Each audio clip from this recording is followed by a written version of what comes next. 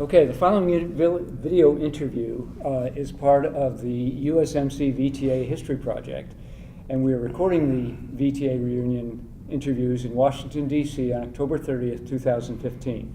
Okay, thanks, Pete. I'm Bruce VanApeldoorn, and I did enlist in the Marine Corps in December of 1966, and by September of '67 found myself assigned to 1st Tank Battalion in the Republic of Vietnam during the Vietnam War. I was there for roughly a year. The story I'm going to talk about happened in March of 1968, right after the Tet Offensive. After returning from Vietnam, I ended up spending 20 years in the Marine Corps and retired as a Master Sergeant. So I would, during this presentation, if at all possible, please think of me as a 18-year-old Lance Corporal, okay? Because that's who I was at the time that this incident took place. Okay. All right? Great. And you went through tank school before going to Vietnam? And yes. I went through boot camp at Parris Island, infantry training at Camp Lejeune, out to Camp Pendleton, to Oceanside, California, for tank school. And after that, then it was the training to go, the jungle type training to, I can't remember the name of the darn thing now, but staging battalion, there we go. Okay. What a strange name. Kind of sounds like you're getting cattle ready for slaughter, staging battalion. But went there for training and then went straight to Vietnam, and in fact, I think spent one night on Okinawa on the way. So it was pretty direct. I felt like I was in the main pipeline, okay, you know, of replacements to get in country. Strange as it may be, although it was a hurry-up process to get me there. Once I got there, everything slowed down. It turned out that they had a lot of mine-damaged tanks, and they were waiting for a massive shipment of parts. And while they were waiting, people like myself, who was just a PFC, they issued an M14 to and said, we're going to use you as a reactionary force, and you're going to run patrols at night, build bunkers by day, burn shitters, put out concertina wire. Every once in a while they wouldn't say anything, they'd just load us up in 6-bys, run us out to some operation where the grunts needed extra people, that type of thing. And I did that for almost 4 months, until finally, around the first of the year, I was told to turn in my rifle and gather up my gear. And I was put on a truck and taken out to Charlie Company, 1st Tanks. Okay. Yeah. Your MOS was? 1811, tank crewman. Yep, tank crewman. Okay. So. Good. Yep.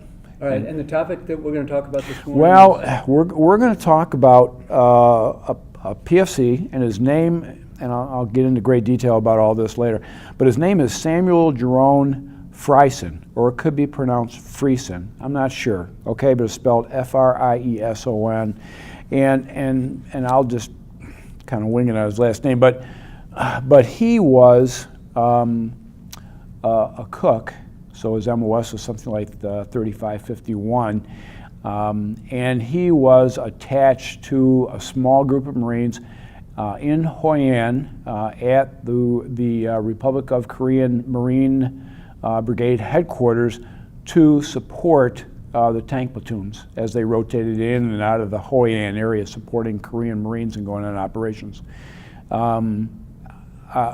The incident that took place, which resulted in his death, was an explosion, and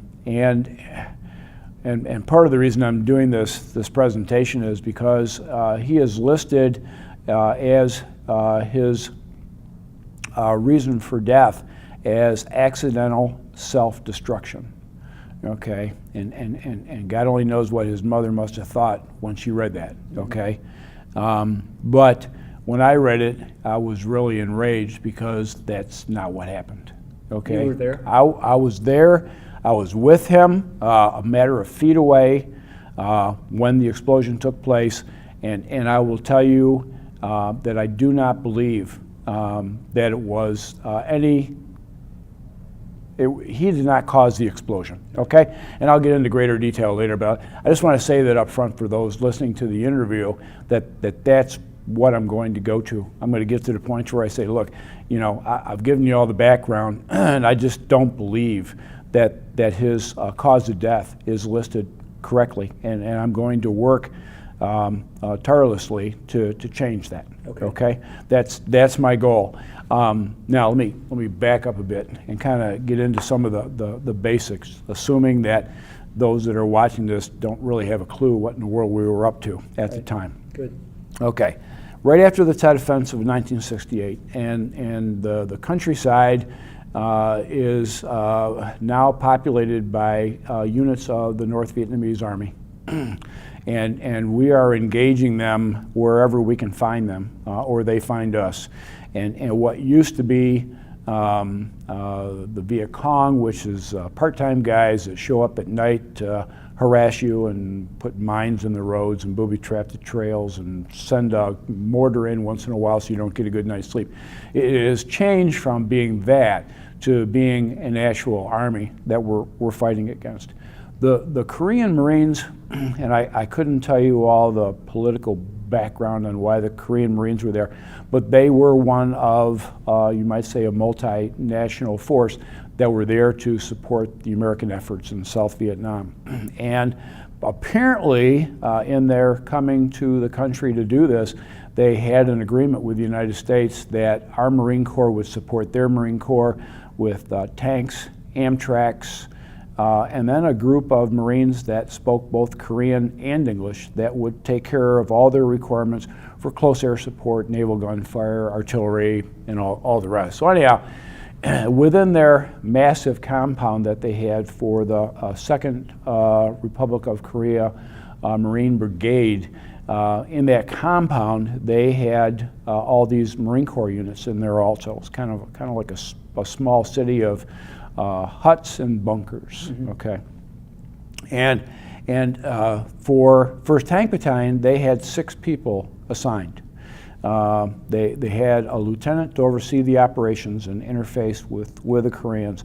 They had this PFC, Frieson, as the cook. They had Dick, I'm going to lose track of myself here.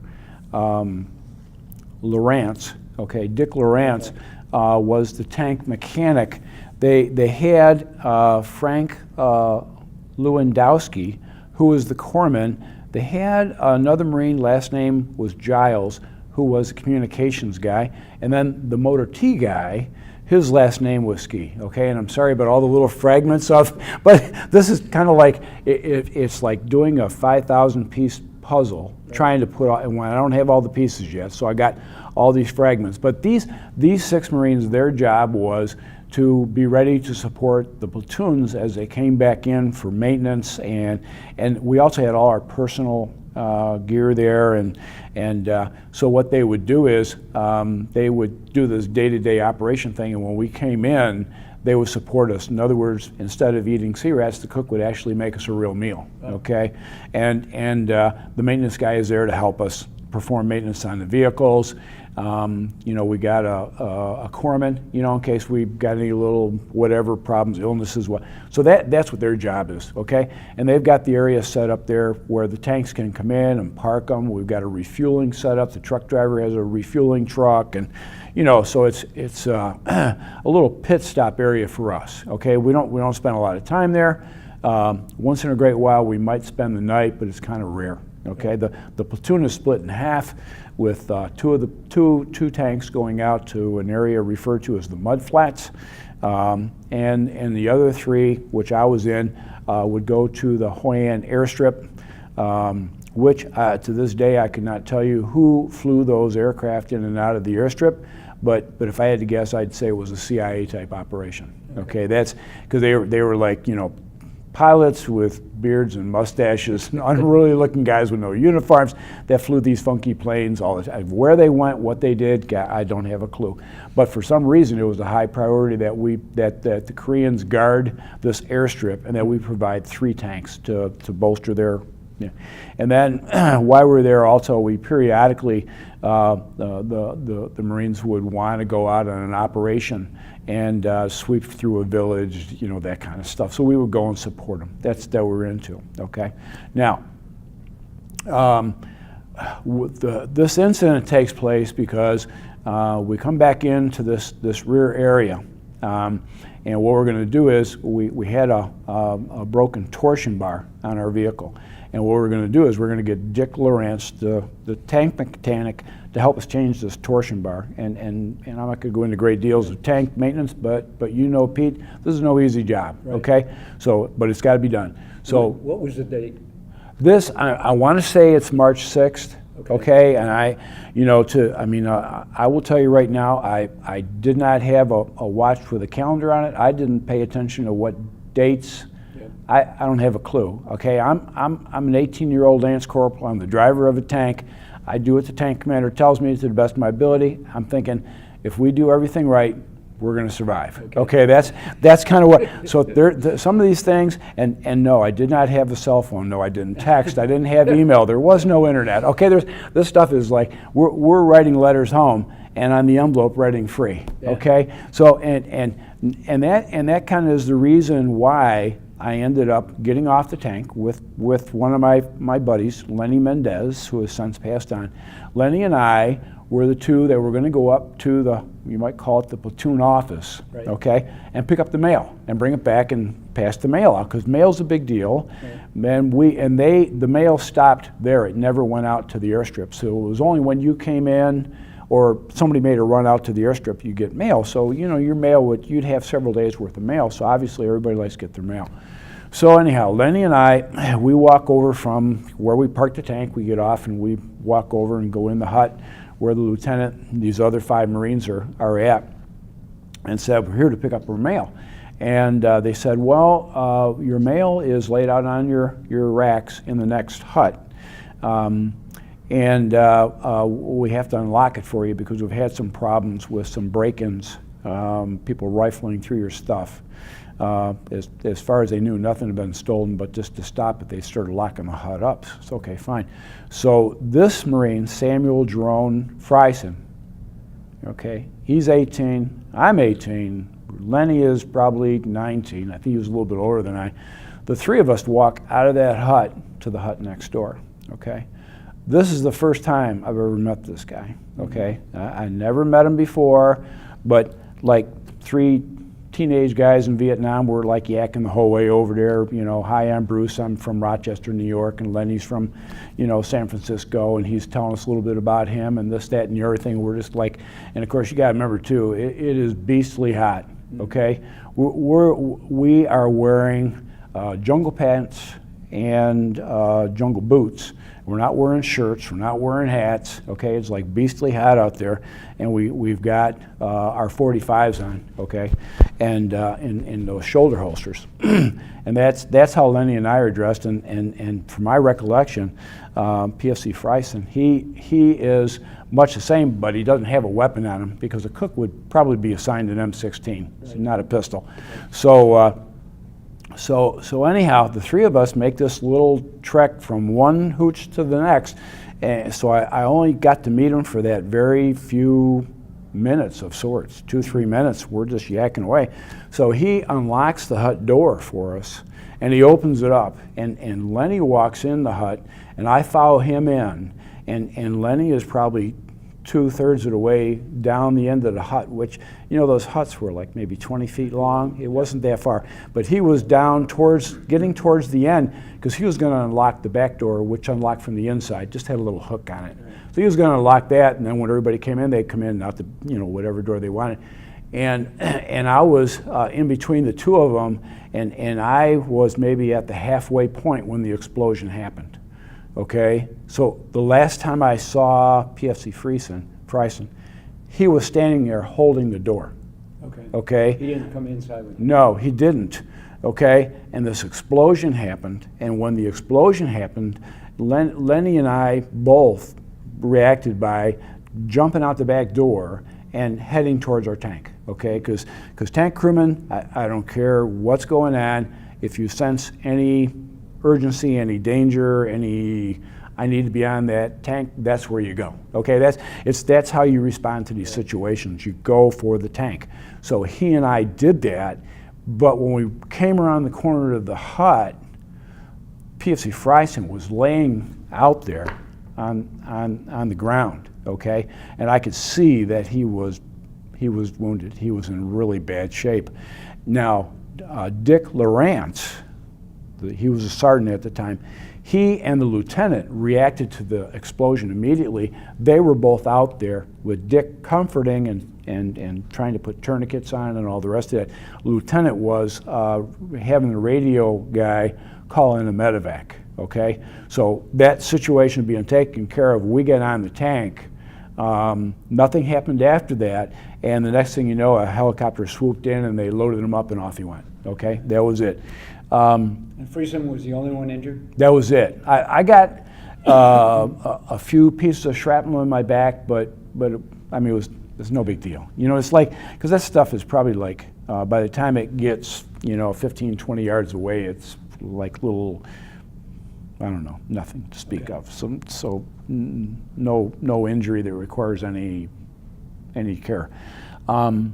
So after that happened, I mean, certainly everybody was shook up about it happening, but we have to, unfortunately, just continue to move on, do those things we have to do. So we got to do the maintenance on the vehicle. We got to get back out. We got to provide security at the airstrip so everything moves on. Well, the problem with that is, and with us all being replacements and not going there together as a team, I did not know who he was because the interaction he and I had lasted 2 to 3 minutes. That was it. Right. Okay, I'd never seen him before in my life, and then when we asked what happened, they said, well, unfortunately, a few days later he died from his wounds. Okay, that's what they said. So okay, fine. So all these years, and I'm not the only one, because as I meet here at the reunion and I talk to the other Marines over there around the same time, everybody's doing the same thing. They're like, who was he? Okay, how did they report his death? And of course it's near impossible, but you really want to send condolences to the family. You want to say, I'm really sorry, but there's no way to do that. Now, as the internet comes available, and of course I think you also have to realize we're starting to get older, we're starting to get a little more time on our hands because kids are moved out and we're getting near retirement and all that. You start doing a little internet searching, trying to come up with more information, but we don't know his name. Okay, and without knowing his name, and when you go to the virtual wall, no one there is listed by MOS. You can't even sort it out by everybody as a cook. I mean, there's like, the only thing you can do is you can go, gee whiz, I think he was a PFC or a Lance Corporal. Do you know how many of those names are on that wall? Yeah. Okay, thousands. It's a needle in a haystack. So anyhow, just a few weeks ago, Dick Lawrence and I connect, and Dick has recently retired. He's recently joined the Vietnam Tankers Association. He's here now for his very first reunion. Dick and I connect, and Dick goes, Bruce, I got pictures. I took lots of pictures while I was there because he was permanent personnel of all the tank crews coming and going, and he had a nice picture of Lenny and I and a third crewman, which he provided. Well, one day I thought to myself, I wonder what he might know about the Marine that was killed, okay? So I contacted Dick and I said, what is it? Do you have any pictures? Do you know who this guy was? Do you have a name or anything? He said, well, let me tell you about him. He said, we had a cook that he referred to as Fat Daddy. And I've seen his pictures. He's quite the character. But and I kind of remember him too. He was the cook that was assigned out there, but his tour was up. And his tour must have been up right around the end of February, I'm guessing, okay?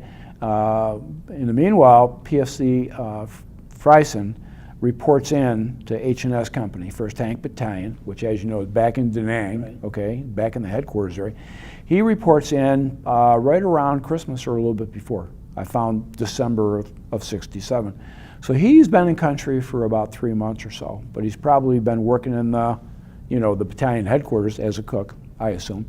And then they need a replacement for this cook that's going to rotate, so they send this PFC out to be the new cook at Hoi An. So Dick is like, he said, I barely got to know him. Although there was, the 6 room together every day, he said, but he'd only been there a short period of time. He goes, the only thing I remember was, he said his name was Sam, and he thought he was from Mississippi. That's it. And I said, you know what? That's going to help.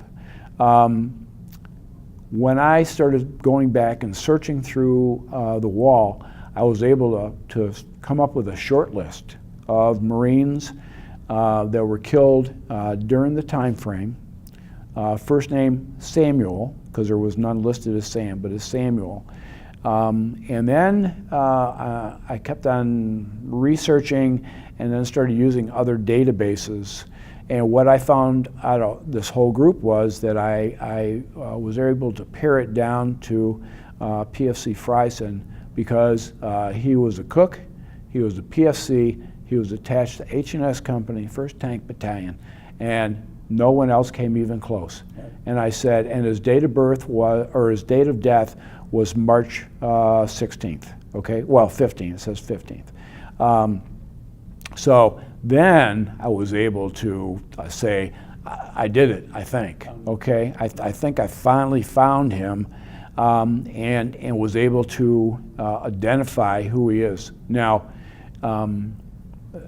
as far as trying to find family members, I've not had any success with that at all, because when I did find him, it turns out maybe he lived in Mississippi, but the Marine Corps had him down as being from Chicago, Illinois, okay?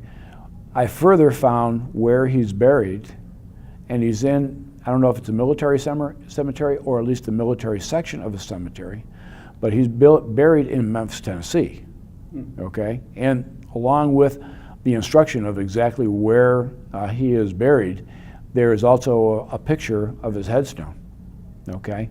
And then further investigation found other websites that gave a little bit more information, but not a lot that was helpful.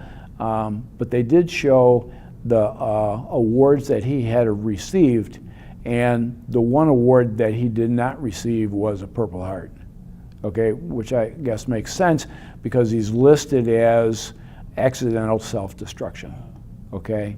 So I have been talking with Dick and Randy Roberts, who was another Marine that was there, not on the scene when this happened, but one of the other tank crewmen that was there.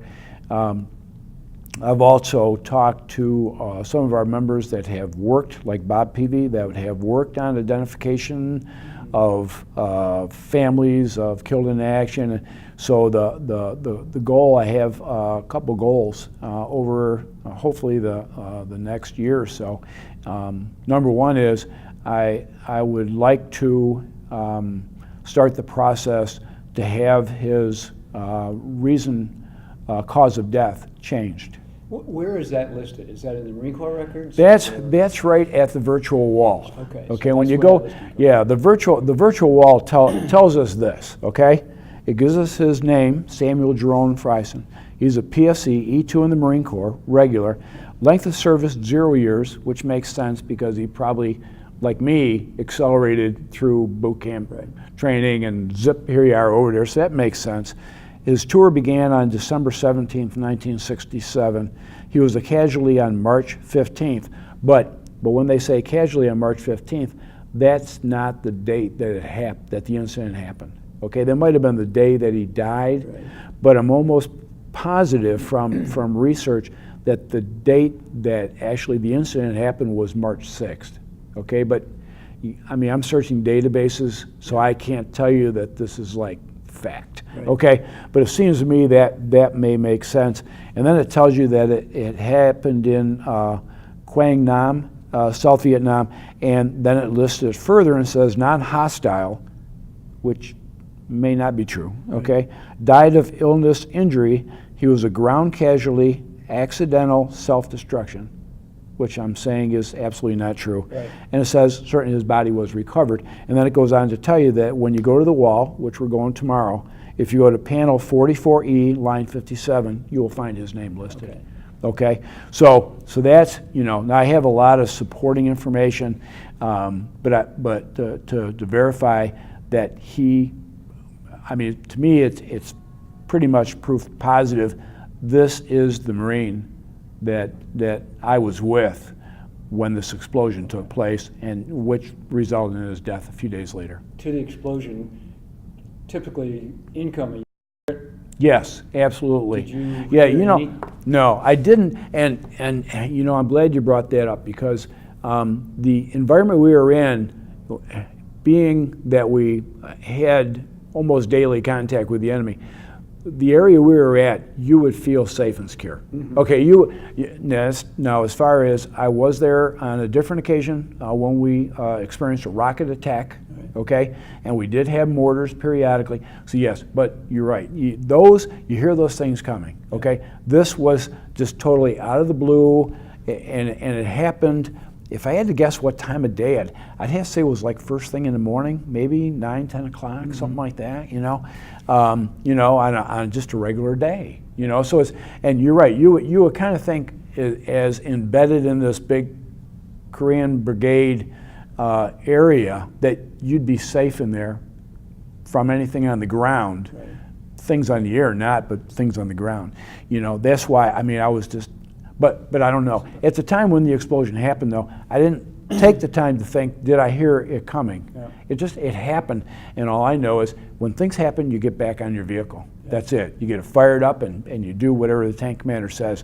So that's why I say we were on our way back, just out of instinct, but I saw him, and I was like, it didn't connect that somebody would have been injured, until we came around the corner, and I saw him, and I was like, oh, man. But Dick and the lieutenant, they were already there with him, so we just went straight over and got up. But it was the only explosion, though. So it wasn't like a mortar attack. Right. No, it wasn't, just the one single explosion. Good. So anyhow, what kind of got me going too was our recent copy of the sponsor box. Right. Okay, and in there, as you know, is a series of articles written by Marines that were stationed with the Korean Marines about their experiences. Okay, and I'm not going to go into great detail on all that. Those are stories everybody can read and take them at face value. Okay, but what I will tell you is that there is an incident reported in here of another Marine, and his name is Lance Corporal Robert Ford, and this takes place after this incident. At the same compound. Same area. Right. Okay, but it takes place. I can't remember exactly what the date was, but this happened in March. This other incident probably happened in April. Okay, or possibly the beginning of May, but within weeks. Okay, and what happened to this Marine was he was walking through the compound in a general area, tripped a booby trap, and lost his leg from the knee down. Wow. Okay. Now this is inside the perimeter. Inside, yes. Booby trap should be. You would think not. You would think not. But I gotta. When you read through these articles, the one thing you find is discussion of the locals being allowed to come in the base during the day, which is commonplace in a lot of the bases that they have locals, and I'm not sure if this is part of the civil action platoon initiative to try and make everybody like us or whatever, but you do have locals that have access to the base during. They may be delivering things, they may be taking things away, they may be providing some services like maybe a barber, but these people have access to the base. They come and go. Okay, so all I'm saying is there's a precedence that this type of danger existed in this compound. Okay. and there were, it also mentions in here by others of the locals that had access to the base during the day. So I'm saying that I believe it is as likely as not that this was enemy action. Mm-hmm. Okay, and that's why when I read the cause of death, I was like, you know, I just don't believe it. Right. You know, it's not accidental self-destruction. There's just no way. I don't know how that could have happened. You know, because it was just simply he opened the door, and then when I think about it, you know, grenades have, if it were a grenade, grenades have about a 4 to 5 second fuse on them, which would make sense because if he opened the door and there was a grenade somehow wired in that door and it pulled the pin, it would have been enough time for Lenny and myself to walk past him, you know, step right up into that hut Right. before the explosion took place. Right. Okay, so anyhow, that's, I don't know what else to tell you. That's kind of where I'm at. Okay. I guess the question is, from here, certainly you have enough evidence that something's different than the official listing. Right. Your goal from here would be to gather, research anybody else who's in the area who would have him. Right. What I'm doing is at the reunion, I'm talking to anybody and everybody that'll listen to me. Right. Okay, that's the first thing. Some people have no connection whatsoever to this incident, but may have the ability to help me with my research. Right. Okay, and then I have talked to a couple who, like Dick Lawrence, who were there on scene. Okay, so yes, that my goal at the reunion is to gather as much information, get as many names as possible associated with the incident, because like the lieutenant, don't have a clue what his name is. Yeah. Just don't know, but somebody's bound to. Okay, so I mean maybe one of our members knows. Yeah. You know, so anyhow, got to try and figure out and try and put more names with faces and maybe locate these people and get their perspective. But I think the entire incident, to tell you the truth, I'm the guy that's right on the spot. Okay, that's why I felt obligated to do this interview and in hopes that it would help move this whole initiative forward. Right. Okay, so yes, that's what I plan on doing. As an outcome, I would like to, first of all, make sure that his family is aware of what really happened. Right. Okay, I would like to do that.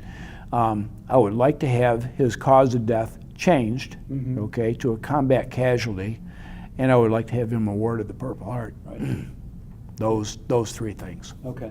So. Well, just for, and I'm sure you understand this, but this will be YouTubed on our website. Right. And it will reach anybody who goes to our website, clicks on the icon that says videos from the reunion. Right. And goes through that and sees you and hears this story. Right. So we're going to get this out to an audience of, I would say, at least 500 members. Right. And then from there, you know, it's going to be Right. YouTube, so it can, Well, that's- it can go a lot of places. Yeah, that's why I said it was so important to me that this interview be titled with Samuel Jerome Frieson. Yep.